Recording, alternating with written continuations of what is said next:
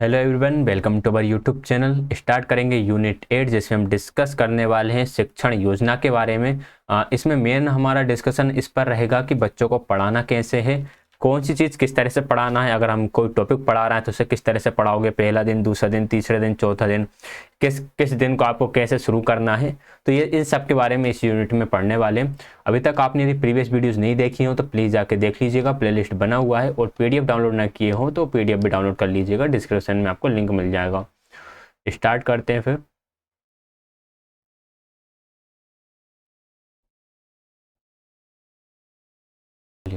पाठ्य शिक्षण योजना के घटक। देखिए, जब हम शिक्षण योजना बना रहे हैं तो हमें क्या क्या चीज़ें देखना होती है। हमें सबसे पहले तो ये देखना होती है कि पाठ में हम क्या पढ़ाएंगे, हमें क्या पढ़ाना है, हमें किसे पढ़ाना है, हमें वह कैसे पढ़ाना है, पढ़ाने में मदद के लिए क्या क्या सामग्री चाहिए, यानी कि कौन कौन से टीचिंग एड्स हैं जो हमें चाहिए रहेंगे। इसके साथ ही हम कैसे जानेंगे कि जो हमने पढ़ाया है वे बच्चे समझ गए हैं। अगर योजना अनुसार काम नहीं होता है तो हम क्या तैयारी करेंगे। देखो, क्या कितने पॉइंट है, कुल 6 बिंदु हैं। सबसे पहले तो हमें ये देखना पड़ेगा कि यार हमें पढ़ाना क्या है। हमने ये सब्जेक्ट चूज कर लिया, ठीक है, ये पढ़ाना है। फिर हमें देखना होता है कि हमें पढ़ाना कैसे है, कि जो बच्चे हैं उनका लेवल क्या है।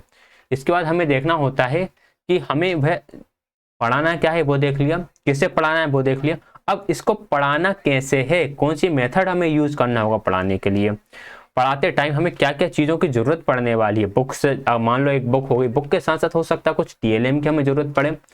अब इसके बाद भाई हमने पढ़ा दिया, काम खत्म हो गया, लेकिन हमें यह भी तो पता चले कि जो हमने पढ़ाया है वह बच्चों को समझ में आया है कि नहीं आया है। और अगर हमने पढ़ाया बच्चों को समझ में आ गया तो ठीक है, यदि वो समझ में नहीं आया है तो फिर हमें किस तरह से प्रिपरेशन करना है, या फिर हमें किस तरह की मेथड्स यूज करना पड़ेगा, किस तरह से हमारे प्लान को चेंज करना होगा। तो ये सारी चीज़ें हमारी शिक्षण योजना के अंदर आई जाती हैं। क्या पढ़ाना है, क्या सिखाना है। पाठ्य पुस्तक लिखते समय पाठ का चयन बच्चे के सीखने के स्तर और क्रम को ध्यान में रखते हुए किया जाता है कि बच्चा अवधारणा को कैसे समझता है। देखिए, बात यह है कि जब भी जो हमारा करिकुलम बन रहा होता है वो किसको देखकर बन रहा है। वह टीचर को देख के बन रहा है, चिल्ड्रन को देखकर बन रहा है, या फिर परिस्थिति को देख के बनता है। क्या देखकर बनता है, तो हमेशा स्टूडेंट को देखकर बनता है, यानी कि चिल्ड्रन को देखकर बनता है। बच्चे का जो लेवल है उस लेवल के हिसाब से करिकुलम डेवलप किया जाएगा। जो भी सिलेबस है उसके अंदर जो भी चैप्टर है, जो भी उसके अंदर लर्निंग मटेरियल है, वो सारा इस हिसाब से देखा जाएगा कि बच्चों का स्तर क्या है। पाठ योजना हमें ये बताने में समर्थ होनी चाहिए कि आप क्या पढ़ाना चाहते हैं और क्या आपकी कक्षा की परिस्थितियां आपको ये अनुमति देंगी। इसके लिए हमें यह पता करना होगा कि बच्चों ने अब तक क्या सीखा है, पिछली अंतःक्रिया के साथ साथ क्या बातचीत की गई। देखिए, यहाँ पर थोड़ा इन्होंने घुमा फिरा कर बात कही है। सिंपल ये कहना चाह रहे हैं कि जब आप पाठ योजना बना लेते हो तो पाठ योजना से पहले तो आपको ये क्लियर हो जाता है कि आप क्या पढ़ाने जा रहे हो। ठीक है, अब आप जो पढ़ाने जा रहे हो, क्या कक्षा में ऐसी परिस्थितियां हैं कि आप उसे पढ़ा सको, या क्लास में इस तरह का एनवायरनमेंट बना हुआ है। अब पढ़ाने जाने के लिए आपको यह भी पता होना चाहिए कि यार बच्चों ने अभी तक क्या सीखा है, बच्चों का पूर्व ज्ञान क्या है। बच्चों के पूर्व ज्ञान के बारे में आपको पता होना चाहिए। इस पहले अभी तक बच्चे उस बारे में कितना सीखते हुआ ये आपको पता होना चाहिए। ठीक, किस किसको पढ़ाना है, ये क्या था, क्या पढ़ाना है से संबंधित। अब है किसको पढ़ाना है। किसको पढ़ाना है, इसके अंदर क्या आएगा कि पाठ्य योजना बनाने से के लिए हमें बच्चे की प्रकृति को समझने की जरूरत है कि बच्चे का नेचर क्या है, उनका स्तर क्या है। कक्षा में आने से पहले बच्चा क्या जानता है, उसने यह कैसे सीखा, ये हमें पता हो।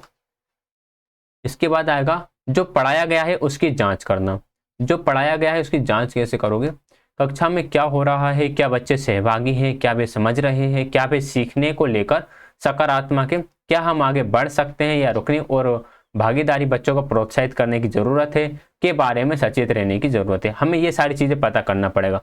क्या बच्चे उसमें एक्टिवली इन्वॉल्व हैं, क्या वो चीज़ों को समझ पा रहे हैं, क्या उनका चीज़ों को लेकर पॉजिटिव नज़रिया है, सकारात्मक नज़रिया है या फिर नहीं है। इन सब के बारे में हमें पता रहना चाहिए। तो हमें उसकी कंटिन्यू जांच करता रहना पड़ेगा। अगर हम सचेत रहेंगे इन सब के बारे में तो जांच चलती ही रहेगी। कैसे पढ़ाएंगे और सिखाएंगे, कैसे पढ़ाएंगे। अब ये पढ़ाने का तरीका है, ये अलग अलग हो सकता है। आप देखो 5-10 बच्चों के समूह में भी बता सकते हो चीज़ों को, आप व्याख्या देकर भी बता सकते हो, लेक्चर देकर भी समझा सकते हो, कुछ इनको टीएलएम के साथ भी समझा सकते हो। तो ये इसमें आ जाएगा कि कैसे पढ़ाना है या कैसे सिखाना है। आप चाहे ये पूरा पढ़ सकते हैं, अच्छा लिखा हुआ है इसमें, टास्क वगैरह देना ये सब कुछ लिखा हुआ है। कितनी योजनाएं बनाएं। अब पढ़ने के लिए योजना बनाओगे तो कौन कौन सी योजना बनाओगे, कितनी योजना बनाओगे। देखिए भाई, कितनी योजना बनाना है, कैसे बनाना है, ये सारा डिपेंड करता है वहां की परिस्थिति पर। ठीक है, अब ऐसा कोई नहीं कह सकता कि आपको 10 लेसन प्लान्स बनाना पड़ेगा, 12 बनाना पड़ेगा, 13 बनाना पड़ेगा, हर चैप्टर का अलग बनाना पड़ेगा, हर टॉपिक का अलग बनाना पड़ेगा। ये डिपेंड करता है उस परिस्थिति पर, उस क्लास पर। ठीक, योग्यता आधारित शिक्षण प्रक्रिया उसे शिक्षक या पाठ्यचर्या निर्माताओं द्वारा बताई गई दिशा में ही सोचने पर बाध्य करती है। योग्यता आधारित शिक्षण क्या होता है कि ये एक ऐसी प्रक्रिया है जिसमें पहले से ही डिफाइन होता है कि आपको इस तरीके से पढ़ाना है, ये लेसन प्लान इस तरह से यूनिट में बटा हुआ, इसी तरह से आपको पढ़ाना है। तो यह जो शिक्षक और पाठ्यचर्या या निर्माता जो पाठ्यचर्या बना रहे होते हैं वो पहले ही डिसाइड कर देते हैं, उन्हीं की दिशा में सोचने पर यह बाध्य करती है। लेकिन टीचर को क्या होता है, अपने हिसाब से लेकर चलना पड़ता है। कई बार टीचर्स क्या करते हैं, जैसे कि बुक्स में जो चैप्टर्स होते हैं वो कुछ इस तरह से होते हैं, 1 2 3 4 5, और ये फिर आपके मान लो कितने भी हैं, 15 16 आपके चैप्टर्स हैं। तो कई बार टीचर्स क्या करते हैं, मतलब उसको उन्हें लगता है कि यार इस मंथ में फर्स्ट सेकंड चैप्टर हो गया है, और लेकिन अब डेज बचे हैं ओनली 5। अगर मैं थर्ड चैप्टर कराता हूं तो थर्ड चैप्टर में मुझे पता है कि बहुत ज़्यादा एक्सप्लेनेशन की जरूरत है, बहुत डीपली है, इसे हम बाद में कर, मतलब इतने कम टाइम में बच्चों को समझ में नहीं आएगा। फर्स्ट सेकंड से ही रिलेटेड मान लो उसे एक चैप्टर दिखा 7th, जिसमें फर्स्ट सेकंड चैप्टर्स के ही कॉन्सेप्ट्स यूज हो रहे थे, तो वो कौन सा करा देगा फर्स्ट सेकंड के बाद, वो 7th चैप्टर करा देगा। तो यहाँ पर टीचर ने उसके अकॉर्डिंग क्या करा, लेसन प्लान को चेंज करा, पढ़ाने के तरीकों को चेंज करा। ठीक, ये जरूरी है। बच्चे की गति, पहल और नियंत्रण सीखने के तरीके के महत्वपूर्ण तत्व हैं। बच्चे की गति यानी कि बच्चा किस स्पीड से सीख रहा है, बच्चे की पहल का मतलब है बच्चा उसमें इन्वॉल्व है या फिर नहीं, और नियंत्रण कि बच्चे के ऊपर कंट्रोल है या फिर नहीं है। ये सारे इंपॉर्टेंट एलिमेंट्स हो जाते हैं। बच्चों के साथ बातचीत को लचीला और अपेक्षाकृत असंरचित होना चाहिए। असंरचित मतलब किसी तरह का स्ट्रक्चर ना हो उसमें, मीन्स एक ही तरह के स्ट्रक्चर में बात चल रही हो, ऐसा कुछ उसमें ना हो। किसी उत्तर को काटने या गलत करने के बजाय देखने की कोशिश करें कि बच्चे ने हर प्रश्न में क्या लिखा है। अगर बच्चा किसी प्रश्न का उत्तर देता है, अगर वो गलत भी है तो उसे पूरा क्रॉस ना करने की बजाय हम ये देखेंगे कि बच्चे ने इन लाइनों में क्या क्या लिखा हुआ है, यहाँ पर कहाँ कौन सी मिस्टेक है। ठीक, मॉडल शिक्षण योजना और शिक्षण योजनाओं के कुछ उदाहरण। कुछ यहाँ पर जो टीचिंग प्लान है उसके कुछ एग्जाम्पल दिए हुए हैं। तुलिका की कक्षा, तुलिका कौन है, तुलिका एक टीचर का नाम है, कक्षा 2 के बच्चों को पढ़ाती है।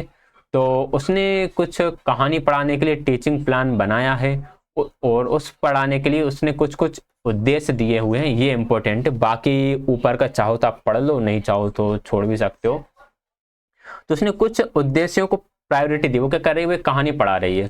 ठीक, अब उसने क्या क्या चीजें देखी, पहला तो चित्र बनाने के बच्चों को मौके दिए, आपस में और टीचर से बात करने के मौके देना, चित्र पर चर्चा करने के मौके देना, ये कुछ उसने उद्देश्य रखे। यही मैं बच्चों को चित्र बनाने के मौके देना चाहूंगी, मैं ऐसा इस तरह से टीचिंग प्लान को सेट करूंगी कि बच्चे और टीचर आपस में बात कर सकें, चित्र पर चर्चा करने के मौके मिल सकें, समझ के साथ पढ़ने के मौके मिल सकें, जानवरों के नामों को लिखित रूप में समझने में बच्चों की मदद करना, बच्चों को कहानी के अंत का अनुमान लगाने के मौका देना, और इसका एंड किस तरह से होगा, अपने आसपास और जंगली जानवरों के बारे में बात करना। ये कुछ सामान्य उद्देश्य उसने रखे। ठीक, अब इसके हिसाब से उसने क्या बनाई, अब उसने पाठ्य योजना बनाई। ये तो उद्देश्य हो गए भाई, पाठ्य योजना में सबसे पहले तो आप उद्देश्य को निर्धारण करते हो। पहले दिन उसने क्या करा कि बच्चों को अपने आसपास मिलने वाले जानवरों के लिखित नामों से परिचित करवाना। मतलब कि उसने देखा कि उसके आसपास कौन कौन से जानवर हैं, अब उनसे उसे परिचित करवाना है। प्रक्रिया, बच्चों को उनके आसपास मिलने वाले जानवरों से नाम पूछना और उन्हें बोर्ड पर लिखना। उसने बच्चों से पूछा कि तुम्हारे आसपास कौन कौन से जानवर हैं, बोर्ड पर लिख दिए। बच्चे जानवरों के नाम अपनी कॉपी में लिखें, अपने मनपसंद जानवर का चित्र बनाएं और उसके नाम पर एक गोला लगाएं। अब सारे नामों को तो बच्चे लिख लेंगे, हाथी, भालू, गेंडा, शेर, चूहा, बिल्ली, कुत्ता, सारे। अब जो उनका मनपसंद होगा उस पर सर्किल बना लेंगे, और यहाँ पर क्या करेंगे, यहाँ पर उसका डायग्राम बना देंगे। ठीक है, ये मैंने एक चूहा बनाने की कोशिश करी है। बच्चों को बोर्ड पर लिखे जानवर का नाम पढ़कर उसकी आवाज़ निकालने का खेल खेलना। बिल्कुल ठीक बात है। इससे भी काफ़ी बच्चे एक्टिव हो जाएंगे। तो ये पहले दिन का काम हो गया, नाम पूछ लिया, कॉपी में लिख लिया, चित्र बनना हो गया और आवाज़ निकालना हो गया। दूसरे दिन उसने क्या किया, अनुमान लगाने के कौशल को विकसित करना। अब अनुमान लगाने के कौशल को कैसे विकसित करेंगे, बच्चों को कहानी के 3 चित्रों का अवलोकन करके पूछना, जानना कि उन्होंने क्या देखा। बच्चों से पूछना कि कहानी क्या होगी, उसकी कहानी की प्रशंसा करना। भाई अब जो कहानी है उसमें कुछ चित्र बने हुए हैं, बच्चों से बोला गया कि उन चित्रों को देखो और देखकर बताओ क्या समझ में आ रहा है, इससे किस तरह की कहानी बनने वाली है। ठीक, और बच्चे जो कहानी बता रहे हैं उनके हिसाब से उनको उनकी कहानी की प्रशंसा करना, ये नहीं टोकना कि यार तुम गलत बता रहे हो, क्या वाहियात बता रहे हो, ऐसा नहीं बोलना है। आधी कहानी बढ़कर कहानी का अंत का अनुमान लगाने के लिए कहना, बच्चों द्वारा अनुमान लगाए गए सारे अंतों को बोर्ड पे लिखना। ठीक है, कोई बोलेगा कुत्ता मर गया था, कोई बोलेगा शेर जीत गया था, कोई बोलेगा भालू भाग गया था, या फिर जो भी चीजें हैं। तीसरा दिन पिछले अनुमानित अंतों को दोहराना और कहानी पूरी करना। तीसरे दिन क्या करोगे, जो भी एंड थे उनको आप रिपीट करोगे, फिर आप कहानी को पूरा करोगे। पूरी कहानी पढ़ना, बच्चों को जाने पहचाने शब्दों को बार बार आने वाले शब्दों को कहना, जैसे गांव, भालू, फुटबॉल, ये सारे शब्द बार बार आ रहे होंगे, बच्चों को ये शब्द कॉपी में लिखने के लिए कहना। बच्चों को पहले पन्ने पर गांव, फुटबॉल पर गोला लगाने के लिए कहना। तीसरे पन्ने के आखिरी निच्छेद में मुंह, कान, नाक पर गोला लगाने के लिए कहना कि भाई जो आपका पहला पेज है उसमें गांव कितनी बार आया है, जहां जहां भी गांव आया है, जहां जहां भी फुटबॉल आया है उस पर गोला लगाओ। चौथा दिन कहानी के उस भाग को पढ़ना जिसमें पाठ से पहले दिए गए कठिन शब्दों तथा बच्चों को उनके अर्थ का अंदाजा लगाने के लिए कहना। देखिए होता यह है कि बच्चे कहानी पढ़ रहे हैं, कहानी पढ़ते पढ़ते बीच में कोई एक शब्द आ गया। अब बच्चों को उस शब्द का अंदाजा लगाने के लिए कहना कि भाई ये जो लाइन लिखी हुई है इसके अकॉर्डिंग इस वर्ड का क्या मीनिंग होना चाहिए। ठीक है, 5वां दिन पाठ के पीछे दिए गए शब्द स्तर को अभ्यास कराना, पाठ के पीछे जो क्वेश्चन आंसर्स रहते हैं वो सारे करना, और फिर बाकी स्तर के अभ्यास करना 6ठा दिन। तो ये 6 दिन की क्या हुई, पाठ योजना हो गई। आई बात समझ में। अब देखो ये जो चीजें हैं ना, ये जो चीजें हैं ये है हमारी अंडरस्टैंडिंग बढ़ाने के लिए, कि जब हम क्लास में जाएंगे तो क्लास में हम इन सबको किस तरह से यूज कर रहे होंगे। तो इन्होंने एग्जाम्पल देकर बताए हुए हैं, इनको मैंने ज़्यादा हाईलाइटेड नहीं करा है। अगर आपको कहानी के तौर पर इन सबको पढ़ना है तो आप बिल्कुल पढ़िएगा, क्योंकि देखो मैं चीज़ें हाईलाइटेड कर रहा हूँ तो मैं एक एक चीज़ पढ़ता जा रहा हूँ। ठीक, अगर आप में भी किसी का इंटरेस्ट हो, सभी यूनिट्स तो नहीं, इस यूनिट को आप पढ़ सकते हैं। ओके, इससे आपको समझ में आएगा कि हमें किस तरह से चीज़ों को पढ़ाना चाहिए और आपको क्वेश्चन सोल्व करने में भी हेल्प मिलेगी। तो ये पूरे 6 दिन की टीचिंग प्लान को यहाँ पर डिटेल में बताया हुआ है। आगे सतपुड़ा के घने जंगल, एक टीचर है जो कि सतपुड़ा के घने जंगल को पढ़ाती है। तो सतपुड़ा के घने जंगल पढ़ाने के लिए वो कुछ उद्देश्य बनाती है। फिर उसके बाद वो पहला दिन, दूसरा दिन, तीसरा दिन, चौथा दिन इस तरह से चीज़ों को लेकर चलती है। और पहले दिन उसने क्या क्या एक्टिविटी करी, दूसरे दिन, तीसरे दिन, चौथे दिन क्या करी, बहुत सारी चीज़ें। देखो यहाँ से एग्जाम में क्वेश्चन आने के चांसेस थोड़े कम हैं, ऐसा नहीं कि एग्जैक्ट यहाँ से क्वेश्चन उठकर आ जाएगा, बट बात यह है कि अगर आप इनको पढ़ लोगे तो आपके काम में आएगा, बेकार नहीं जाएगा, क्योंकि आप टीचर बनने जा रहे हो और इनका आपको यूज करना है। ठीक है, वर्ण सिखाना, आप बच्चों को वर्ण कैसे सिखा सकते हो। देखिए 4 दिन के लिए वर्ण सिखाने के क्या क्या उद्देश्य हो सकते हैं। संदर्भ के साथ वर्ण सिखाना, कहानी सुनाकर वर्ण की अवधारणा करना, बच्चों को अपने विचारों को बांटने और अभिव्यक्त करने की जगह देना, बच्चों का शब्द भंडार बढ़ाना। पहले दिन आर संदर्भ के साथ रा के साथ परिचय करा सकते हो, दूसरे दिन का के साथ, फिर सा और ला के साथ करा सकते हो, उनको दोहराने के लिए कह सकते हैं। ये सारी चीज़ें हैं। फिर ये पहला दिन, दूसरा दिन, तीसरा दिन, चौथा दिन राधा की कक्षा, भाई एक राधा रानी जी हैं जिनकी क्लास चलती है, उसकी क्लास है यहाँ पर। फिर उन्होंने क्या क्या उद्देश्य रखे, पहले दिन, दूसरे दिन, तीसरे दिन, चौथे दिन किस किस तरह से उन्हें एग्जीक्यूट करा है, वो सारी चीज़ें हैं। कक्षा में कहानी का उपयोग, फिर इसका पहला दिन, दूसरा दिन, तीसरा दिन, चौथा दिन। ठीक है, ये सारी चीज़ें पढ़ने लायक हैं, आप चाहें तो पढ़ सकते हैं और चाहें तो छोड़ भी सकते हैं। पोस्टर विज्ञापन का हम यूज़ कर सकते हैं, यहाँ से बच्चों को सिखा सकते हैं। साइन बोर्ड बनाने के लिए आप बच्चों से बोल सकते हो चलो पोस्टर बनाओ, साइन बोर्ड बनाओ। ठीक, पाठ योजना कैसे बनाएं, चलो यहाँ से थोड़ा हमारा काम का आगे। देखिए कक्षा में 2 मुख्य किरदार होते हैं, एक शिक्षक होता है और दूसरा बच्चे होते हैं। क्लास में 2 ही लोग मौजूद होते हैं, टीचर और बच्चे। कक्षा में इन दोनों के अलावा और भी घटक होते हैं जो अपनी अपनी भूमिका निभाते हैं, जैसे कि पाठ्यक्रम, पाठ्य पुस्तक, परीक्षा, बच्चे के अनुभव, अभिभावकों की अपेक्षाएं, अभिभावक क्या क्या अपेक्षाएं रखते हैं। तो ये सारी चीज़ें हैं जो कक्षा में इन्वॉल्व होती है, लेकिन मेन कैरेक्टर दो ही होते हैं, शिक्षक और बच्चे।